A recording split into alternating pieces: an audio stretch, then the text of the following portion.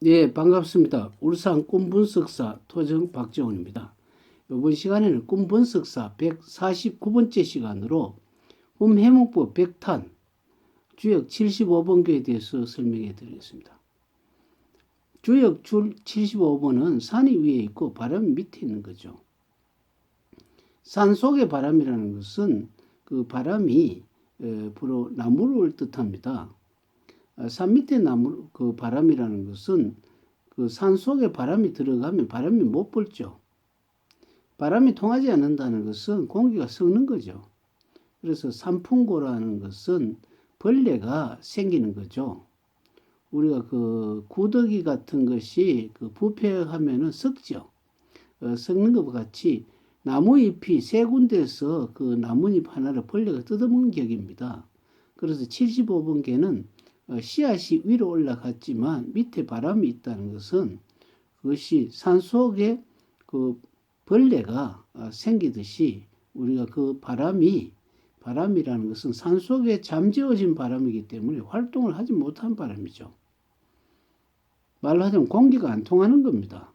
공기가 안 통하기 때문에 부패한다 이렇게 해석을 하시면 됩니다.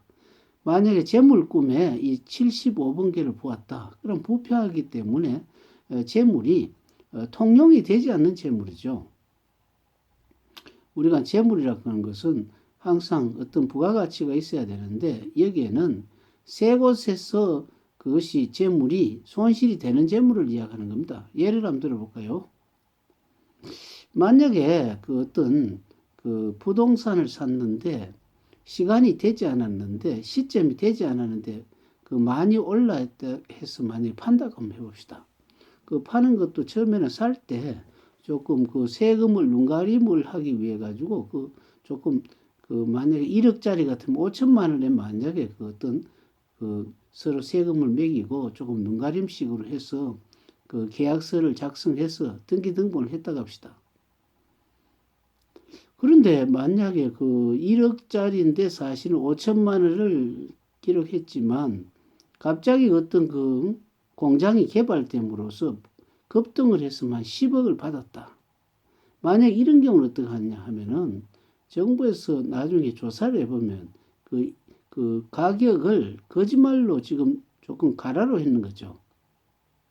그렇기 때문에 정부에서 그 가격을 현실에 맞지 않게끔 했기 때문에 철퇴를 맞는 거죠. 철퇴를 맞기 때문에 세금도 받겠지만 나중에 어떤 정부에서 잘못 거짓이라고 밝혀졌기 때문에 이중으로 세금을 받고 벌금까지 받을 수가 있죠. 그래서 지탄을 받는 게 많습니다.